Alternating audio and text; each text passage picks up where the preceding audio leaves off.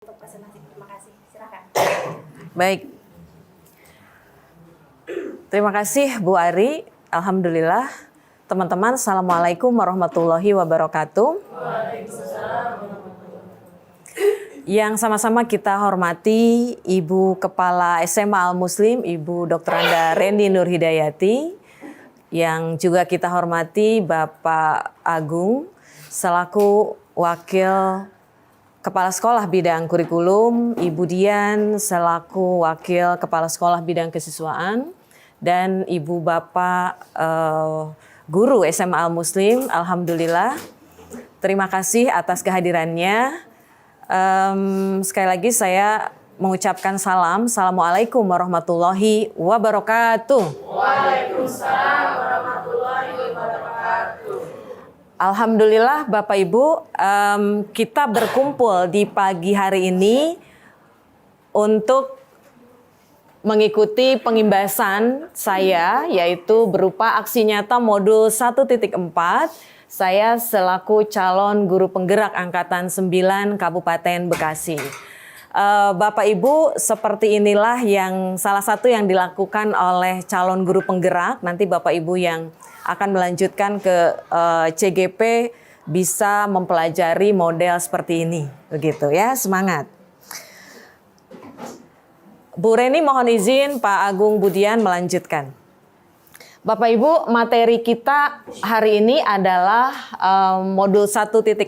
Jadi kami mempelajari modul 1 itu ada 4 modul. Dan untuk modul 1.4 aksi nyatanya berupa pengimbasan kepada Bapak Ibu guru di sekolah. Diharapkan setelah pengimbasan ini ada model yang bisa diadopsi di kelas ya atau di sekolah secara umum oleh Bapak Ibu guru. Baik, Bapak Ibu, materi kita secara umum tadi adalah budaya positif. Saya berikan pertanyaan pemantik, nanti Bapak Ibu bisa membantu saya menjawabnya. Pertama, apakah betul Anda setuju dengan pernyataan ini? Yang pertama, hukuman dapat mendisiplinkan anak. Yang kedua, pemberian hukuman dengan hal positif seperti membaca atau membersihkan halaman sekolah dapat meningkatkan disiplin anak. Yang ketiga, memberi penghargaan dapat meningkatkan motivasi belajar anak. Begitu. Ini pertanyaan pemantik. Saya berharap dari kelompok 1 yang ibu-ibu dan kelompok 2 yang bapak-bapak bisa salah satu memberikan respon untuk ketiga pertanyaan ini. Silahkan untuk kelompok 1. Ada pendapatnya? Setuju yang mana? Barangkali yang nomor 1 atau nomor 2, nomor 3 atau ketiga-tiganya setuju. Disertai pendapatnya. Silahkan.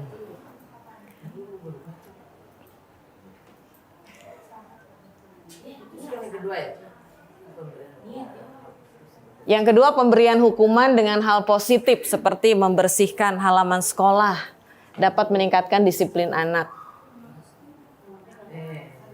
Silakan Bu Zahra Asik. Baik, Bapak-bapak dulu ya, Pak Musa. Kalau ya. saya semuanya bisa memungkinkan diterapkan di tali sekolah ya. Nah, kita lihat ternyata bahwa anak itu beda-beda karakteristiknya. Ada dengan dihukum itu dia akan berubah. Gitu.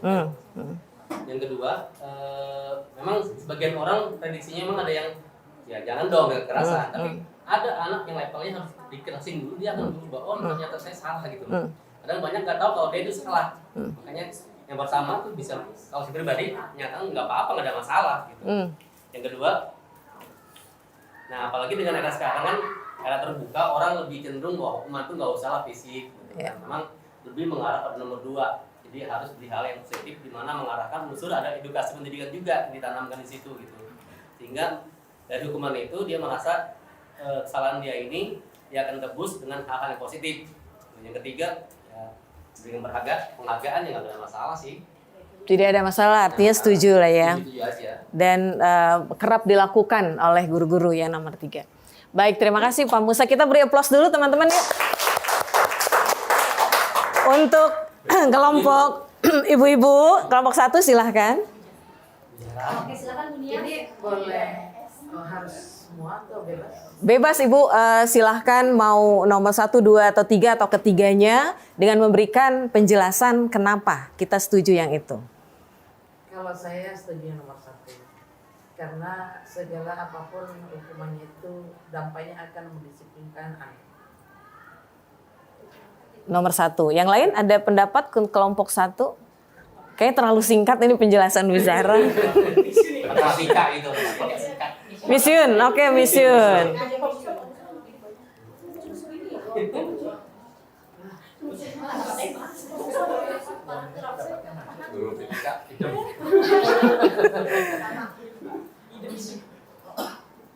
Gimana Miss Yun? Iya betul.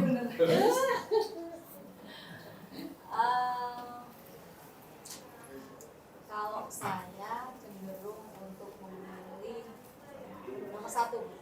Nomor 1 ya. Apa? Oh semua di Oh beda. Terserah. Tapi terserah mau nomor berapa? Katanya nggak boleh pilih.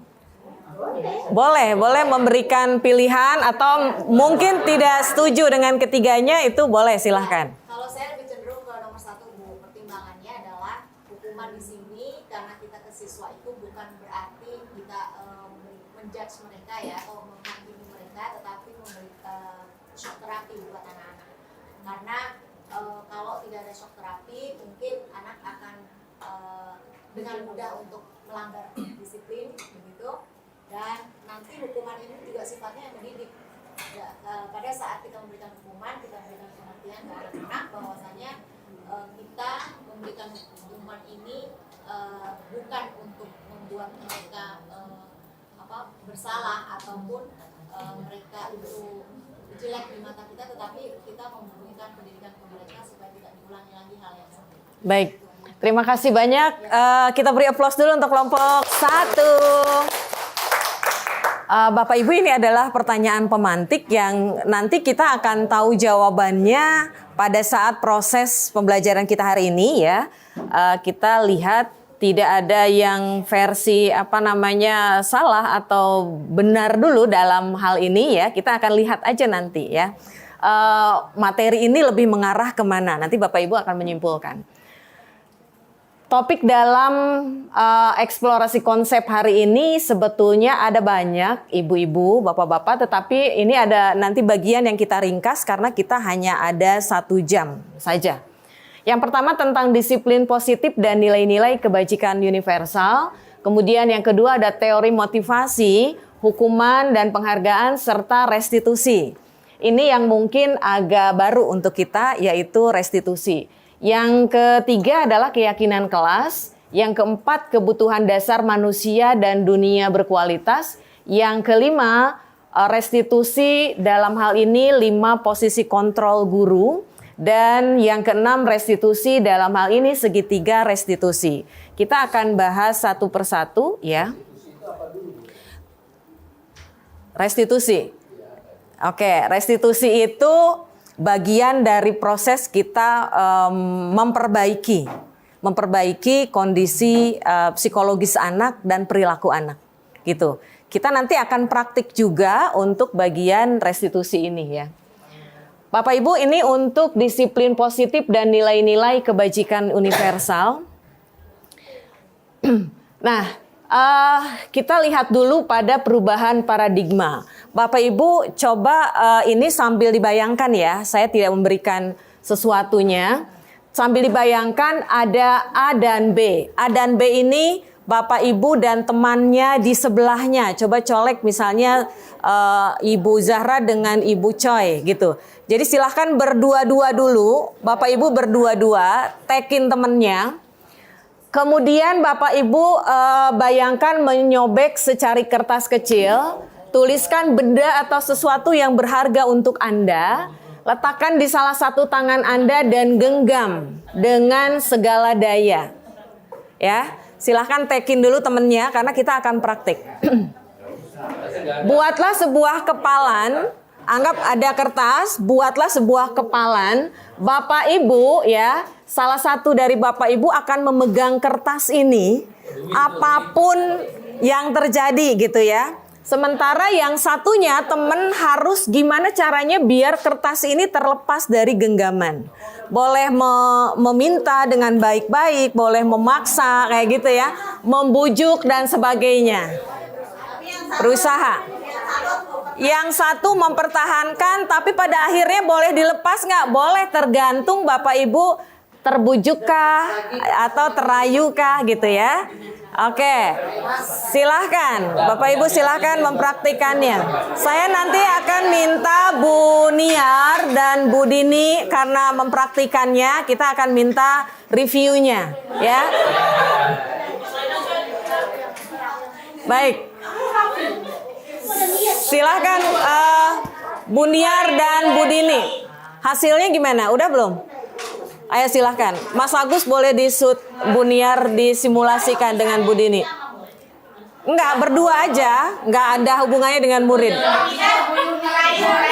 Boleh. Boleh.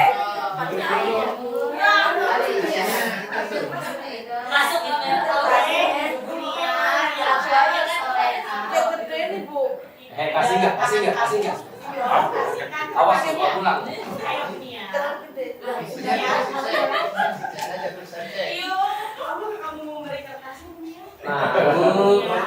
Mungkin diberikan 100.000, mau Bu Niar? Mau yang biru atau merah, Bu Niar?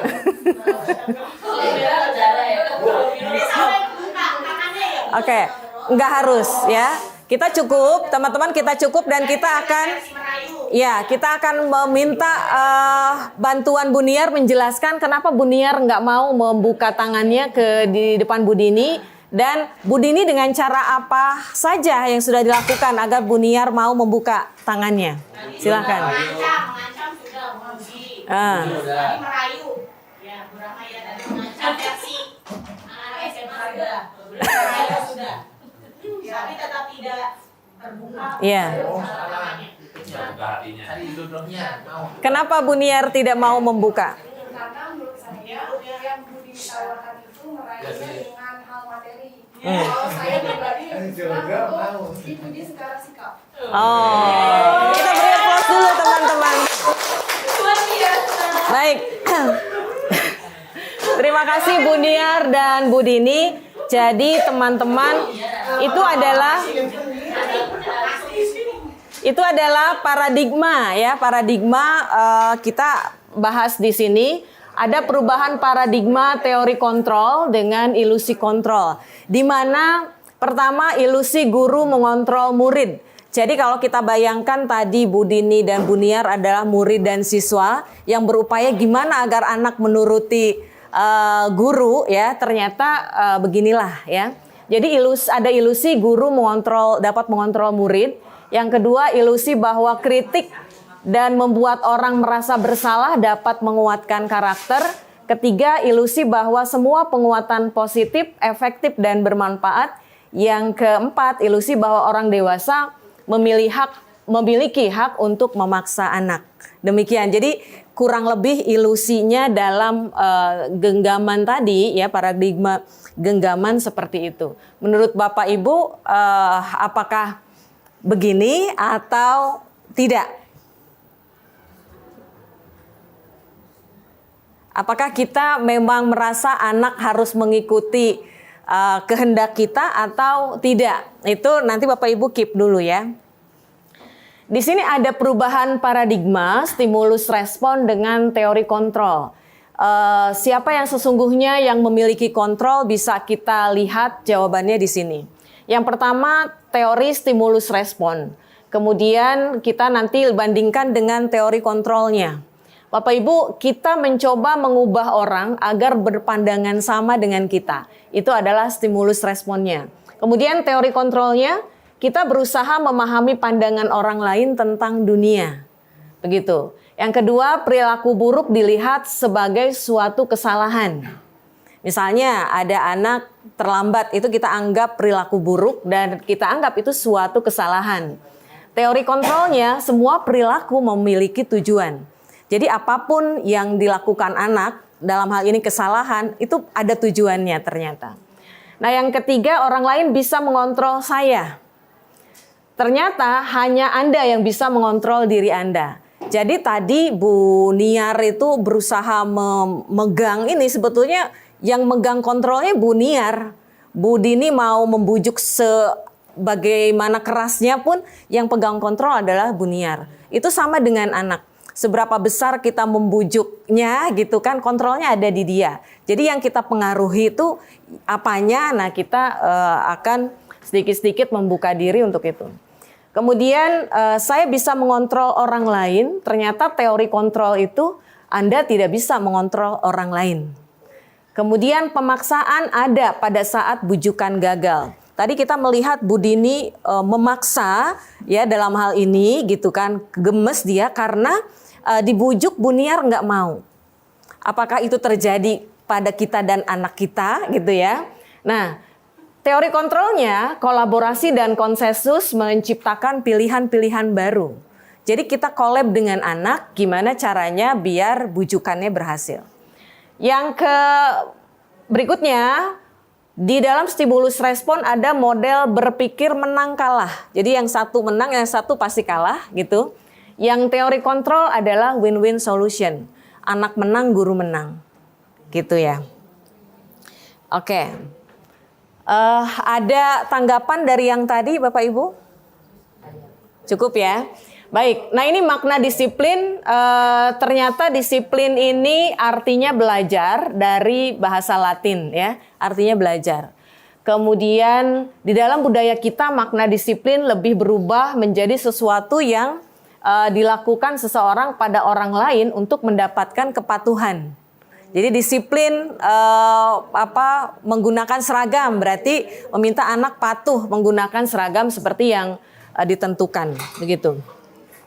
Nah, kemudian beralih pada nilai-nilai kebajikan universal, teman-teman. Nilai-nilai kebajikan universal ini sifat-sifat manusia yang positif yang merupakan tujuan mulia yang ingin dicapai setiap individu. Dia kenapa nilai kebajikan itu disebut universal? Karena dia lintas bahasa, suku kayak gitu ya. Bahwa di suku A, suku B kebaikan ya tetap kebaikan gitu. Tidak memandang agama, latar belakang dan sebagainya. Artinya semua orang secara objektif menyatakan bahwa itu memang kebajikan atau budaya positif ya. Dengan nilai-nilai kebajikan yang diyakini seseorang, maka motivasi intrinsiknya akan muncul. Itu yang kemudian mengubah posisi kontrol tadi. Kalau dia dari dalam dirinya sendiri, maka dia akan mengubah dirinya gitu. Kemudian kalau di dalam kurikulum Merdeka kita mengenal dengan profil pelajar Pancasila dan itulah kebajikan universal dalam kurikulum tersebut. Kita mengenal profil pelajar Al-Muslim, maka kebajikan versi kita ada di situ. Jadi kita gabungkan untuk itu ya. Bapak Ibu, pembelajaran kedua adalah tentang teori motivasi, hukuman, penghargaan, dan restitusi. Kita mengenal teori motivasi perilaku manusia, bahwa manusia melakukan perilakunya yang pertama untuk menghindari ketidaknyamanan atau hukuman. Yang kedua untuk mendapatkan imbalan dari orang lain. Dan yang ketiga untuk menguasai dirinya sendiri. Yang pertama dan kedua ini merupakan motivasi eksternal.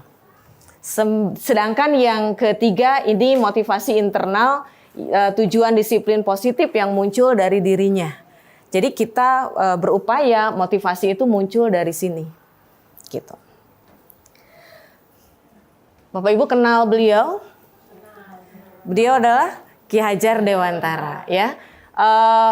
Kurikulum Merdeka ini didasari pada semua pemikiran-pemikiran Ki Hajar Dewantara. Jadi kita kembali ke Ki Hajar Dewantara ketika kita belajar kurikulum Merdeka. Salah satunya menurut beliau, merdeka itu artinya tidak hanya terlepas dari perintah, tapi juga cakap buat memerintah diri sendiri. Jadi anak tidak hanya, dia nggak perlu diperintah, ini endingnya berarti ya, tapi dia mampu memerintahkan dirinya sendiri dengan keinginan sendiri gitu ya. Jadi posisi kontrolnya demikian. Nah kita ke sini Pak Ben yang tadi ini apa itu restitusi? Restitusi ini proses menciptakan kondisi bagi murid untuk memperbaiki kesalahan mereka. Jadi nanti kita akan ada praktiknya ya. Sehingga mereka bisa kembali pada kelompok mereka. Kenapa begitu? Karena cenderung anak yang melakukan kesalahan gitu ya, dia agak tanda kutip untuk kembali ke kelompok mereka. Gitu, entah malu, entah takut dan seterusnya. Nah, kita nih fungsi guru adalah mengembalikan mereka biar mereka nyaman masuk kembali ke kelompok mereka dengan karakter yang lebih kuat karena ada program segitiga restitusinya. Ada restitusinya gitu, ada perbaikannya. Restitusi juga merupakan proses kolaboratif. Kenapa kolaboratif? Karena memang ada kerjasama antara guru dengan siswa tersebut, begitu. Proses kolaboratif yang mengajarkan murid untuk mencari solusi untuk masalah mereka. Jadi mereka menggali dari diri mereka dan mencari jawabannya sendiri oleh mereka, gitu. Jadi kita hanya menemani saja, gitu ya. Ini ciri restitusi. Bahwa restitusi itu bukan untuk menebus kesalahan, namun untuk belajar dari kesalahan. Memperbaiki hubungan, tawaran. Kemudian restitusi menuntun untuk melihat ke dalam diri. Restitusi mencari kebutuhan dasar yang mendasari tindakan. Restitusi adalah dianggap cara yang paling baik karena tadi ada diskusinya, kolaborasinya ya. Restitusi itu fokus pada karakter, bukan tindakan. Restitusi fokus pada solusi dan restitusi mengembalikan murid yang berbuat salah pada kelompoknya. Nah, jadi kenapa kita akan mempraktekkan restitusi tersebut? Karena ini kerap ada di kita ya. Pembelajaran ketiga, nah kita sudah masuk pembelajaran ketiga yaitu keyakinan kelas. Bapak Ibu kalau melihat pertanyaan ini, mengapa tidak peraturan saja? Mengapa harus keyakinan kelas? Bapak Ibu, adakah yang bisa memberikan jawaban apa bedanya peraturan dan keyakinan? Peraturan kelas dan keyakinan kelas. Sama apa beda? Nah, itu dia Miss Ayu. Kenapa beda, Miss?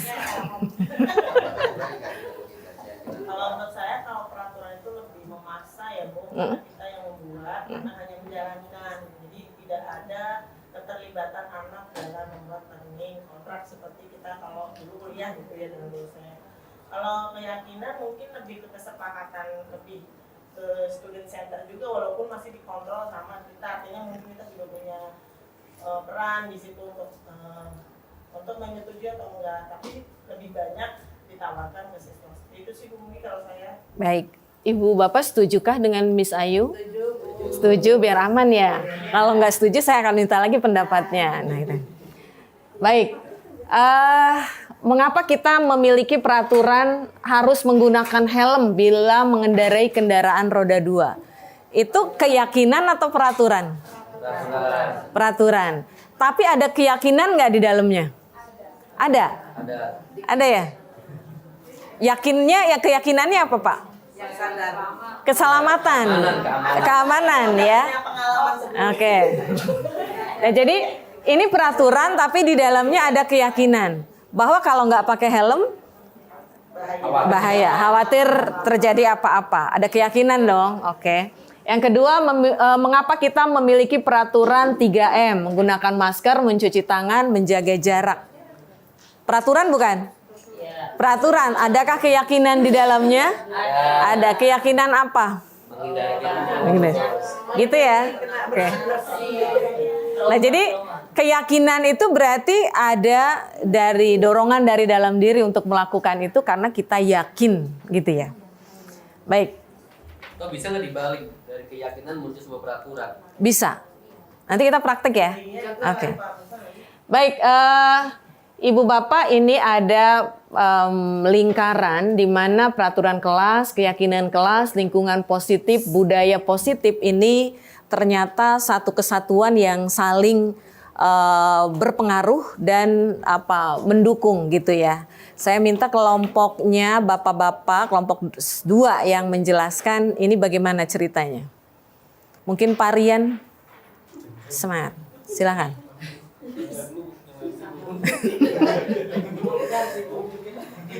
Silakan.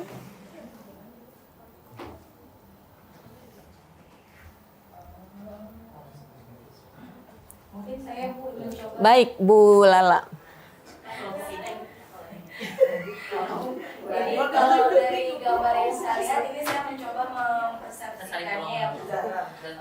Dalam budaya positif itu, dalam sebuah lingkup budaya positif itu sebenarnya dimulai dari adanya lingkungan yang positif.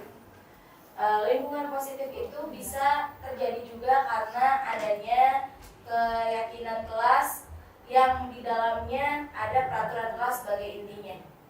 Kalau menurut saya mungkin kurang lebih seperti itu. Jadi terciptanya budaya positif harus terdapat di dalamnya dari mulai lingkungan positif, keyakinan kelas dan peraturan kelas. Kurang lebih itu yang saya dapat dari gambar tersebut. Baik. Bapak Ibu ada yang mau menambahkan? Bu Niar silahkan. Menurut saya, mungkin kalau tadi dunia itu dari Atas. orang paling luar, kalau saya dari Dalam. kenapa? Karena menurut saya dari peraturan kelas gitu tercipta karena adanya keyakinan kelas dari akar peserta didik yang ada. Kemudian dari keyakinan kelas tersebut memiliki keyakinan berdasarkan dari dalam diri yang karena dia kuat, jadi dia menciptakan lingkungan yang positif sehingga lingkungan yang positif itu nantinya mampu untuk budaya-budaya yang positif secara keseluruhan. Baik. Teman-teman setuju dengan Bu Nia dan Bu Niar? Setuju. Kita beri aplaus dulu ya. Kita beri aplaus. Baik. Tadinya salah Bu, lebih setuju Bu Nia atau Bu Niar? Kasih Bu Nia. Sama-samanya nih. Jadi sama-sama satu kembaran dia. Bu Nia dan Bu Niar. Baik, terima kasih Ibu dan Bapak. Jadi budaya positif itu tercipta dari peraturan kelas menjadi keyakinan kelas, kemudian lingkungan positif gitu ya. Setelah itu ada, barulah budaya positif bisa terwujud gitu.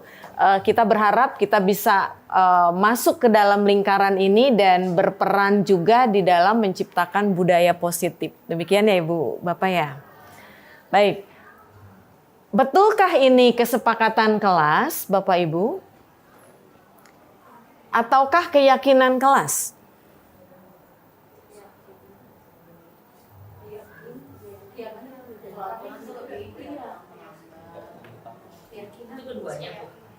Ini keduanya kan tertulis kesepakatan kelas. Apakah ini benar kesepakatan kelas? Apakah ada yang mengandung keyakinan yang sebelah mana? Baik Bu Rahma. Bu Rahma. Jadi rahmanya. Gimana? Kalau menurut saya itu yang kanan. Ini? Iya, yang kanan itu keyakinan. Tapi kalau yang kiri itu lebih ke peraturan. Peraturan. Oke, saya sudah tidak sabar untuk kita praktik nanti ya. Bapak Ibu, ini nanti bahan praktik kita. Nanti kita akan praktik membuat pendalaman keyakinan ya dengan menggunakan tabel T dan Y. Tabel, selamat datang Ibu, silahkan. Tempat duduknya itu di dekat Pak Agung.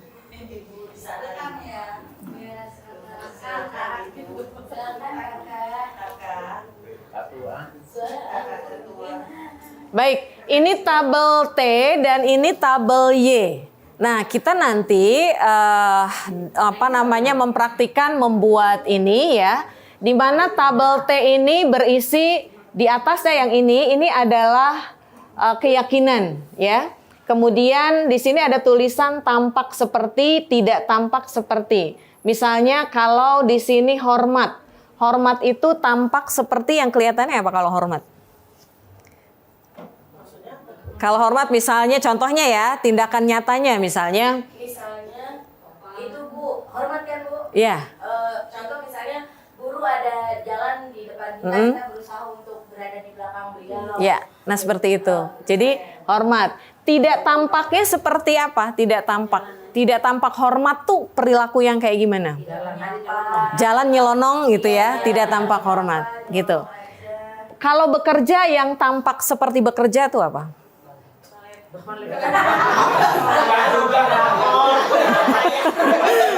Mengerjakan tugas kelompok misalnya ya. Nah itu oke. Yang tidak tampak Tidak tampak seperti bekerja apa? Tidak tampak seperti bekerja, misalnya tidur-tiduran di saat temennya diskusi. Oke, bercanda gitu ya. Baik. Nah, itu adalah tabel T. Ya. Kemudian yang ini adalah tabel Y. Tabel Y ini berisi itu yang di atasnya keyakinan, contohnya hormat. Hormat itu terdengar, terlihat, berperilaku. Kalau hormat terdengar seperti apa yang hormat itu? Misi Bu. Oke, salam, permisi. Nah, itu kita bisa tuliskan, ya. Terlihatnya yang hormat? Salim, ya. Terlihat kita melihat menundukkan kepala. Berperilakunya? Senyum. Senyum, bisa. Gitu ya. Nah, jadi teman-teman, ini nanti kita praktikkan ya, biar kita lebih jelas bisa membedakan atau mengidentifikasi perilaku hormat tuh seperti apa sih yang kelihatan sama kita, yang terlihat sama kita, yang terdengar sama kita tuh seperti apa. Gitu ya. Oke, ada pertanyaan? Tidak ya, terima kasih. Berikutnya adalah peraturan dan keyakinan kelas. Ini yang kita dapatkan dari modul ini. Bapak Ibu kita lihat ya bedanya. Kalau peraturan, selalu kembalikan buku ke tempatnya. Keyakinan kelasnya, tanggung jawab. Gitu ya. Kemudian dilarang mengganggu orang lain. Keyakinan kelasnya, menghormati orang lain. Hadir di sekolah 15 menit sebelum pembelajaran dimulai. Keyakinan kelasnya, menghormati orang lain dan berkomitmen misalnya. Dilarang melakukan kekerasan. Keyakinan kelasnya, keselamatan dan menghormati orang lain. Dilarang menggunakan narkoba. Keyakinan kelasnya, kesehatan. Bergantian atau menunggu giliran. Keyakinannya, menghormati orang lain dan bersabar. Gunakan masker. Keyakinannya keselamatan dan keamanan. Jangan berlari di kelas atau koridor. Keyakinannya keselamatan dan keamanan. Bapak Ibu ada bisa memberikan kesimpulan dari ini? Ya, silakan Bu Ainun. Ya, jadi antara peraturan dan keyakinan ini saling berkaitan satu sama lain. Kalau peraturan itu lebih ke perintah, kalimat perintah atau larangan. Tapi kalau keyakinan itu lebih ke nilai-nilai yang ada dalam peraturan atau aturan perintah atau larangan itu. Setuju. Baik, setuju. Yang nggak setuju? Bu Dini, aman? Baik, kalau barusan saya tanya ada yang tidak setuju, berarti kita sedang mencari keselamatan. Yakin ya, oke. Baik. Gitu ya. Jadi keyakinan kelasnya bisa saja satu menghormati orang lain, tetapi peraturannya bisa banyak untuk bagian menghormati orang lain ini, ya kan? Kalau kita lihat dari misalnya dilarang mengganggu orang lain, aturannya berarti masuk ke keyakinannya menghormati orang lain. Kemudian dilarang melakukan kekerasan, juga itu bagian dari menghormati orang lain. Bergantian atau menunggu giliran, bagian dari menghormati orang lain. Demikian ya. Baik, kita masuk ke sini. Nah, Bapak Ibu di dalam modul calon guru penggerak ini kita juga belajar tentang penghargaan ya, yang ternyata penghargaan ini tidak selamanya memberikan dampak positif bagi anak ya. Saya hanya membacakan ya. Yang pertama, pengaruh jangka pendek dan jangka panjang ini memengaruhi penghargaan yang kita berikan. Kemudian penghargaan juga kadangkala menghukum anak ya. Kemudian penghargaan mengurangi ketepatan, penghargaan tidak efektif ya pada beberapa kasus, penghargaan merusak hubungan, penghargaan menurunkan kualitas, penghargaan mematikan kreativitas, dan penghargaan mengurangi motivasi intrinsik. Karena penghargaan kerap diterima dengan baik oleh orang-orang yang layak dapat penghargaan, tetapi diterima kurang baik oleh orang-orang yang notabene tidak tidak akan dapat penghargaan tersebut gitu. Artinya contoh ya, misalnya ranking, dia hanya berterima bagi anak-anak yang rankingnya 1 misalnya atau 2 atau 3, selebihnya itu justru menghukum anak gitu ya. Itu contoh. Nah, selebihnya Bapak Ibu kalau mau materi ini nanti akan saya berikan ya. Lalu ini pada tindakan guru, ini contoh Bapak Ibu kita akan lihat apakah dia ini hukuman atau konsekuensi. Contoh, anak diberikan tugas mencatat 100 kali di dalam buku kalimatnya, saya tidak akan terlambat lagi. Itu hukuman atau konsekuensi? Hukuman atau konsekuensi? Lebih ke hukuman? Bisa jadi konsekuensi, Pak. Oke, kita yang kedua ya. Lari mengelilingi lapangan. Hukuman. Ketiga, murid diminta untuk push up 15 kali. Hukuman.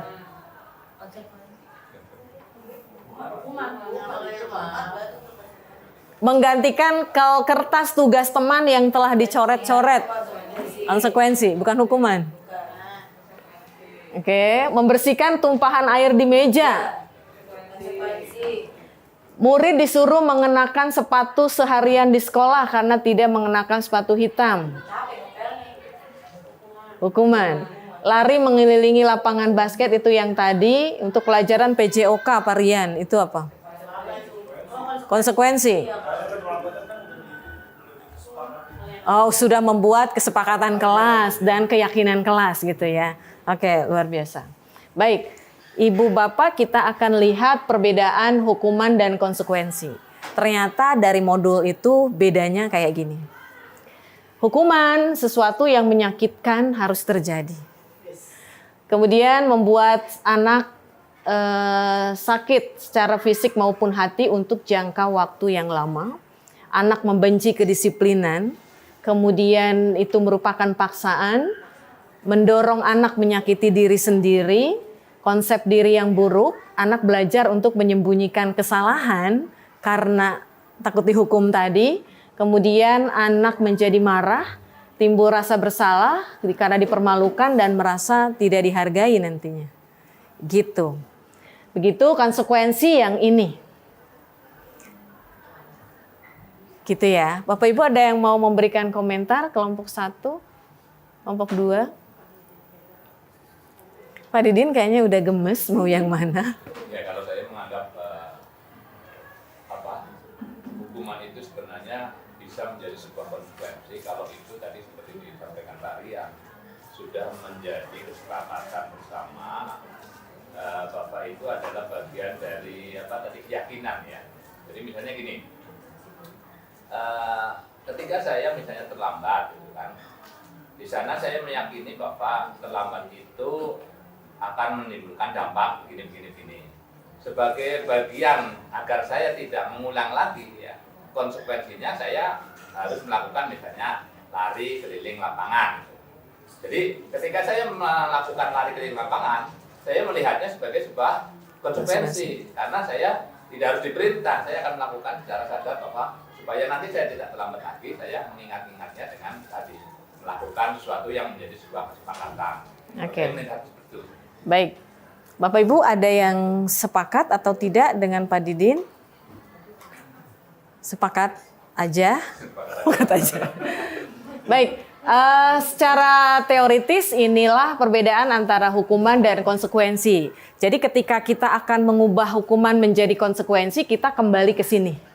Gitu ya, Bapak Ibu kembali bahwa hukuman itu jadikan konsekuensi dengan berpegang pada poin-poin yang ini. Gitu ya. Kalau sesuatu yang disuruh, biasanya menjadi sebuah hukuman. Tapi kalau menjadi sebuah kesadaran diri, kalau saya melihatnya bukan sebagai sebuah hukuman, tapi sebuah konsekuensi. Oke. Baik, terima kasih Pak Didin. Saya masuk ke sini. Jadi ada hukuman, konsekuensi, dan restitusi. Hukuman itu dia kesannya memang negatif, begitu ya. Tetapi disiplin untuk netral dan positif ini terletak pada konsekuensi dan restitusi. Jadi ini lebih pada hal-hal yang membantu netral dan lebih positif. Ini untuk bagian konsekuensi dan restitusi. Bapak Ibu bisa melihat contoh hukuman nih seperti apa, ini yang tadi ya. Kemudian yang konsekuensi ini seperti ini, restitusi seperti ini. Ibu guru bilang, aku tidak boleh bersenandung sewaktu mengerjakan tugas. Katanya kelas harus tenang. Tidak ada suara. Padahal aku kan suka dan senang menyanyi. Ini kebutuhan anak ini apa? Kebutuhan niat. Kebutuhan apa? Saya balik ke sini ya, kebutuhannya apa dia? Dia kesenangan ya? Oke, dia butuh kesenangan ternyata. Yang kedua, ibu guru tidak menyapaku hari ini padahal aku pakai sendal jepit, pakai jepit rambut baru. Perhatian. Penghargaan. Kasih sayang dan rasa diterima. Gitu. Yang ketiga, aku bosan masa belajarnya cuma gitu-gitu aja, dengerin ibu guru aja. Kebutuhan apa? Kebebasan. Kupu-kupu ya, terbang berarti bebas. Aku sebel gambarku tidak rapi, malah ibu guru nunjukin ke teman-temanku di kelas. Sebel ya. Penguasaan ya. Nah jadi dari sini kita belajar bahwa setiap tindakan punya dasar ya atau tujuan. Nah kita juga belajar bahwa setiap anak punya kebutuhan yang berbeda. Bapak Ibu bolehlah dibacakan ini. Siapa yang membantu saya membacakan ini? Silahkan Bu Ainun. Pak Zulfikar adalah kepala sekolah yang baru ditugaskan di SMP Bina Generasi Muda. Sejak kedatangannya di sekolah itu, Pak Zulfikar mencoba untuk menyesuaikan diri dengan lingkungan di sekolah tersebut. Sebagian besar guru-guru dapat menerima kehadiran Pak Zulfikar. Namun ada beberapa guru yang selalu bereaksi negatif pada kebijakan-kebijakannya dan dengan frontal mengungkapkannya di rapat guru mingguan. Salah satunya Pak Malik. Dalam rapat guru mingguan, Pak Malik seringkali mempertanyakan kebijakan-kebijakan yang diambil oleh Pak Zulfikar tanpa argumen yang kuat.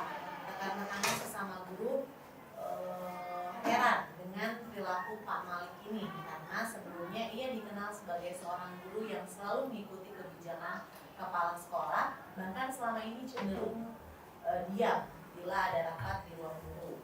Pak Hanafi, sahabat Pak Malik, mencoba mendekatinya dan menanyakannya apa yang menyebabkan ia bertindak seperti itu. Ada beberapa kemungkinan jawaban yang diberikan Pak Malik.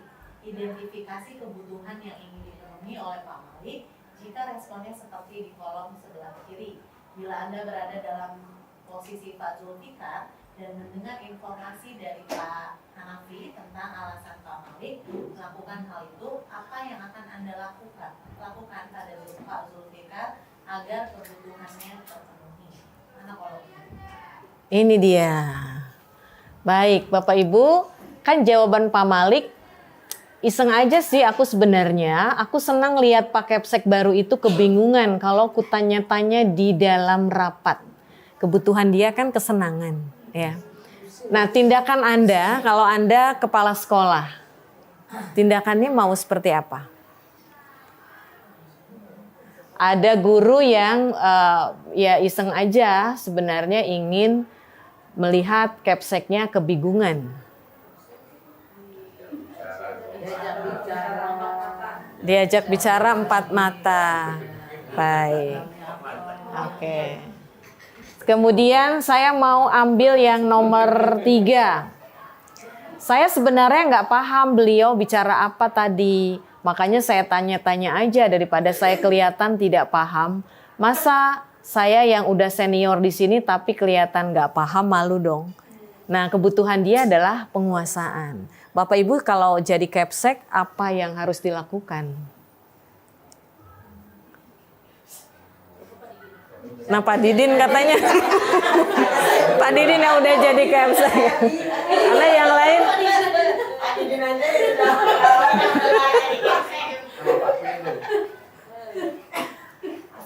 Dia pakai sama Pak Didi. ya juga sama. gimana Pak? Saya sebenarnya nggak paham. Baca lagi nih. Kita hamil dulu. Ini butuh penguasaan, ya. Berarti ketika beliau butuh penguasaan, mungkin kalau saya ya diberikan kesempatan dulu pada beliau untuk memberikan arahan atau memberikan pandangan sebelum mungkin kepala sekolah menyampaikan, sehingga beliau merasa dihargai, diberikan kesempatan untuk lebih menunjukkan kesempatan untuk bapak beliau itu diaktualisasikan penguasaannya terhadap rekan-rekannya, kan untuk dihargai, untuk dihormati tadi, supaya dianggap tadi penguasaannya bagus. Jadi kalau saya yang ini. Iya. Yang ini ya Pak ya. Oke. Baik, terima kasih. Kita beri aplaus dulu teman-teman. Nah, sekarang kita mau praktik teman-teman karena waktunya sedikit. Untuk kelompok 1 dan 2 saya berikan kertas. Silahkan Bu, maaf. Dulu lagi jawab. Nah, kita akan membuat peraturan kelas Pak. Ya, peraturan kelas. Apa maaf Pak? Ini spidolnya ini ya Bu. Kelompok 2 ya, silahkan. Nanti ibu guru ini akan membimbing anak-anaknya untuk melakukan membuat keyakinan kelas.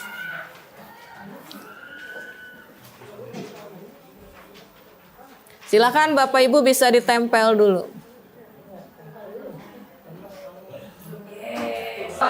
Baik, yang nomor 1 ini tugasnya ada 4. Nanti bergantian yang jadi gurunya. Yang ke-1 adalah buatkan 5 buah saja peraturan kelas. Ya, peraturan seperti biasa Ibu bertanya. Ya. Kemudian ada teman yang memberikan ini ya, observasi apakah gurunya melakukan ini. Pengantar dulu di kelasnya, gitu ya. Tujuannya kenapa kita melakukan ini dan seterusnya. Oke. Kemudian langkah kedua yang ini. Langkah kedua dari peraturan tadi, pindahkan ke dalam kalimat positif. Misalnya peraturannya apa? Tidak boleh terlambat. Kalimat positifnya ganti menjadi datang tepat waktu. Oke, ya. Nah itu, gitu ya. Kemudian yang ketiga, ubah peraturan menjadi keyakinan. Peraturan tadi jadi keyakinan, ya. Keyakinannya ada berapa nanti yang muncul. Jadi gurunya 1 aja berarti ya. Kemudian yang keempat, kita udah dulu sampai situ dulu, ya.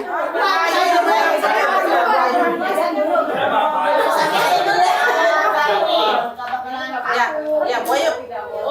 Saya bisa nyebutin. Saya menulis nyebutin. Mau sampai saya ya. Ya. Kalau Bu Ainun yang pertama apa Bu Ainun? Bu Ainun. Peraturan. Tadi saya udah nyebutin ke Pak.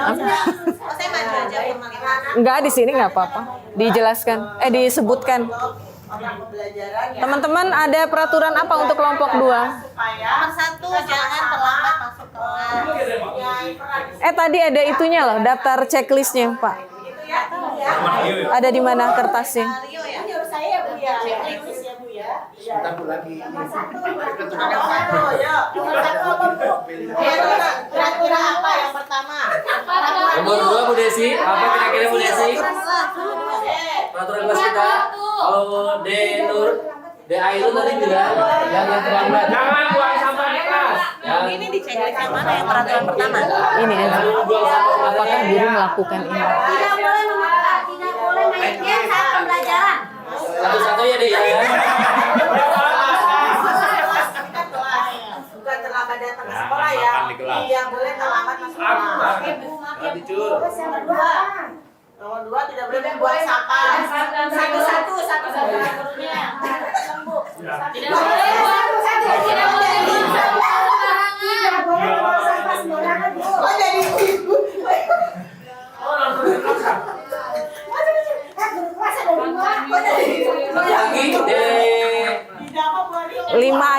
5 Jangan aja. terlambat, jangan buang sampah, jangan main game, jangan tidur ya.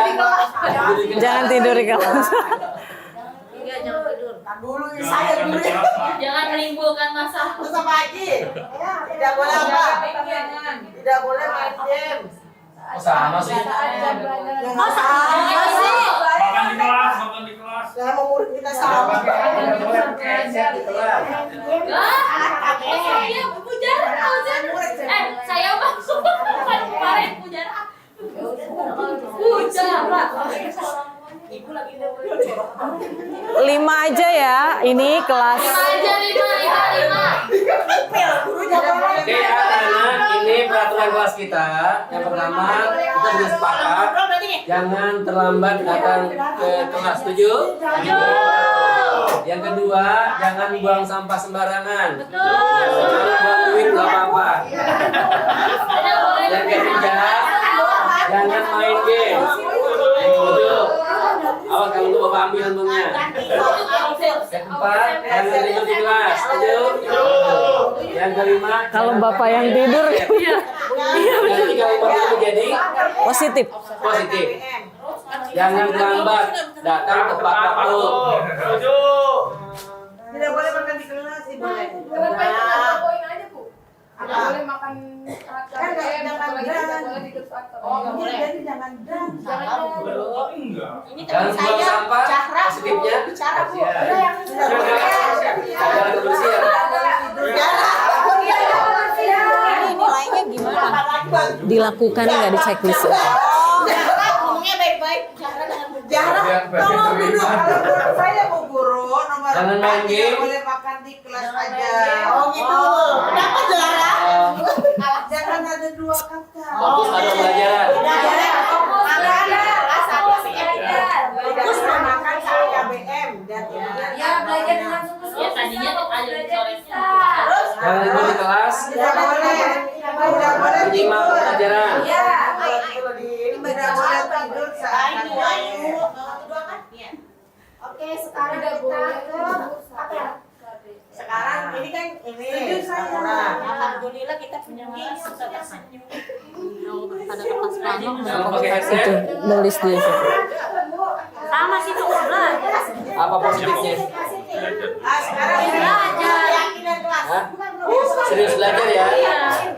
Gimana sih? Ini atasnya Ibu Yuni. Yang satu ya, kita bikin kalimat positifnya. Yang pertama kan tidak boleh terlambat masuk kelas. Kira-kira kalimat positifnya apa? Oke. Ari pintar, Bu. Udah, Bu? Keyakinan kelas. Oke, sekarang apa? Ari.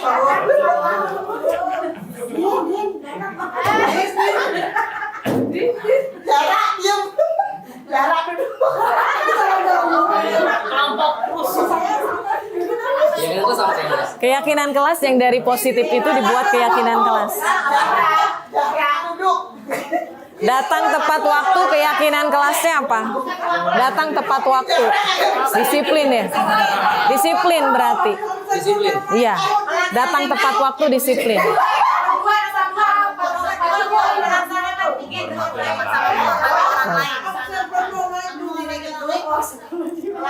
Ntar fokus ke sini.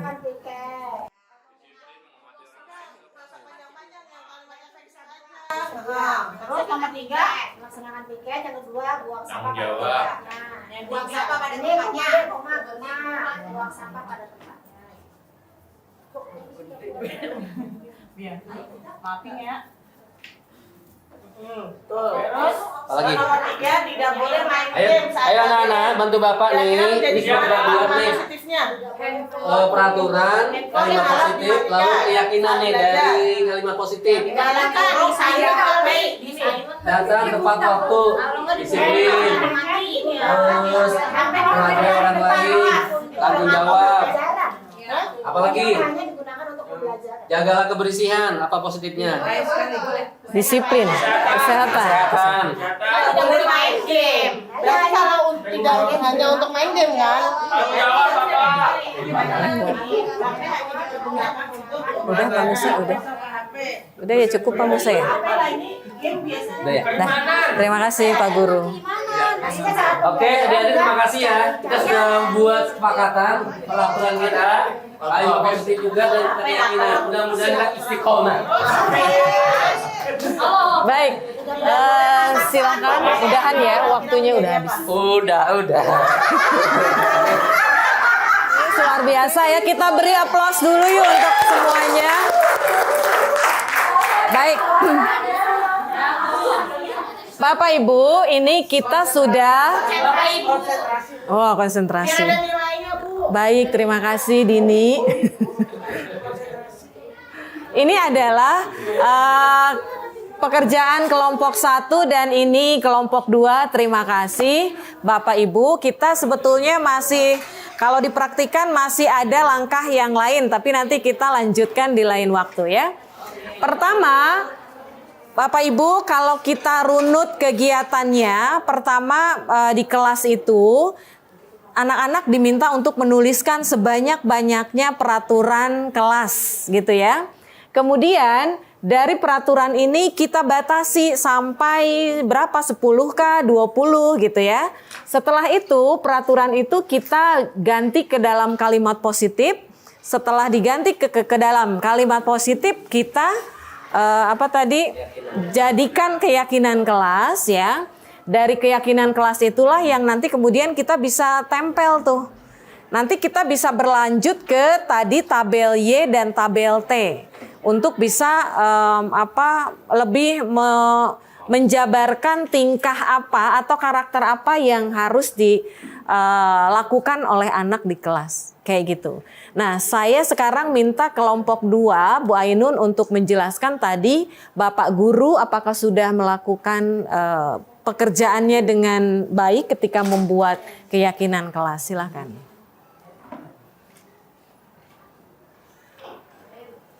Iya, di situ. Assalamualaikum. Jadi laporan hasil observasi dari kelompok 2 terkait dengan penyampaian Bapak Guru Musa terkait dengan aturan-aturan kelas.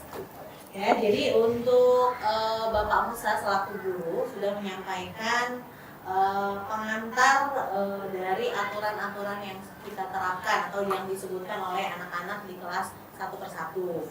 Kemudian Bapak Musa juga sudah melakukan suasana curah pendapat yang nyaman kepada para peserta untuk menjelaskan maksud dari aturan tersebut.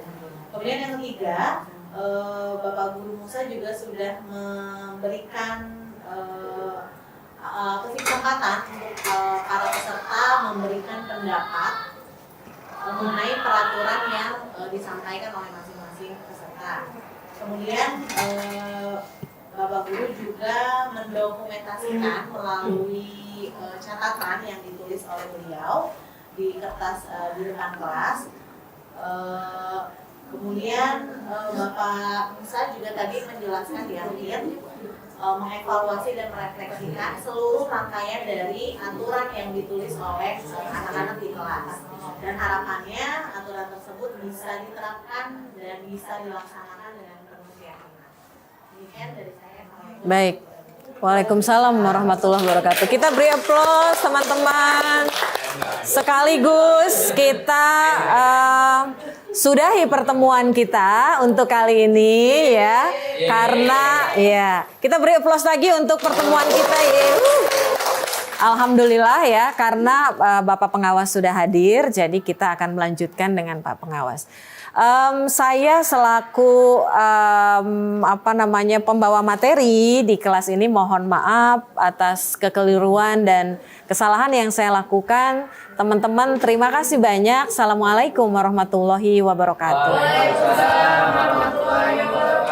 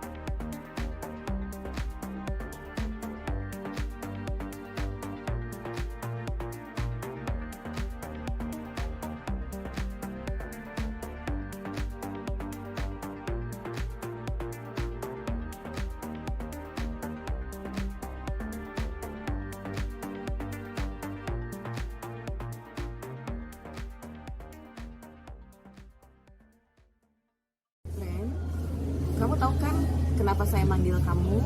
Saya tahu Bu, saya telah membuat satu kesalahan kepada teman saya.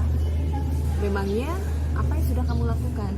Saya memarahi dan serta menegurnya Bu karena telah mengambil jatah ransum saya. Sebelumnya, apakah kamu sudah bertanya kenapa dia mengambil ransum kamu? Saya belum bertanya terkait hal itu Bu, dan saya malah langsung menegurnya dan memarahinya di depan teman-teman saya. Ya Ren, saya kalau jadi kamu mungkin saya juga akan marah ya. Tapi saya bersyukur kamu tuh tidak mengambil tindakan yang lebih dari itu. Menurut kamu, apakah kamu sudah melakukan sebuah pelanggaran terhadap keyakinan kelas Ren? Saya telah melanggar Bu, saya sadari saya telah melanggar. Salah satunya adalah tidak menghormati dan menghargai apa yang semestinya ada di hak teman saya. Baik Ren, kira-kira kalau kejadian ini terjadi lagi, apa yang akan kamu lakukan?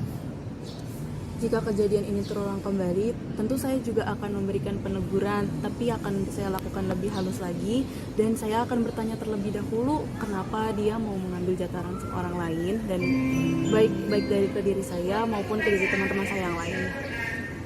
Baik Ren, terima kasih. Nanti kita akan bicara dengan temanmu ya. Selamat istirahat ya. Iya Ibu, terima kasih. Aku senang banget bisa ngobrol dan terbuka sama guru tentang kasus yang aku alamin sekarang, karena dengan aku bisa terbuka dengan guru yang ada di sekolah juga.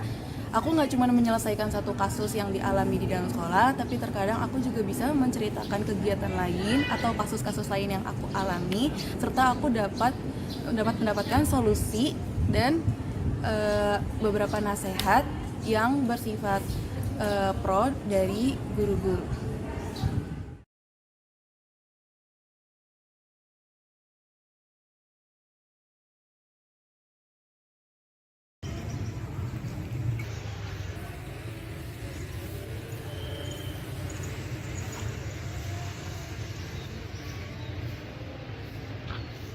Risa, tahu kan mengapa ibu manggil kamu ke sini? Tahu Bu, tadi saya marah-marah sama Dini karena dia tidak membuat presentasinya. Itu. Iya Bu, harusnya dia bilang kalau nggak bisa ngerjain. Kan ada Ibu tahu, kamu pasti punya alasan untuk marah sama Dini. Kalau ibu jadi kamu, ibu juga pasti kecewa sama Dini. Iya Bu, saya juga tidak menyangka Dini begitu. Padahal hari ini kelompok kami ya presentasi. Jadinya kita nggak presentasi deh sekarang. Iya betul, kamu punya alasan untuk marah sama Dini ya. Saya paham kamu kecewa sama Dini, tapi apakah kamu sudah bertanya alasan mengapa Dini tidak mengerjakan presentasi kamu?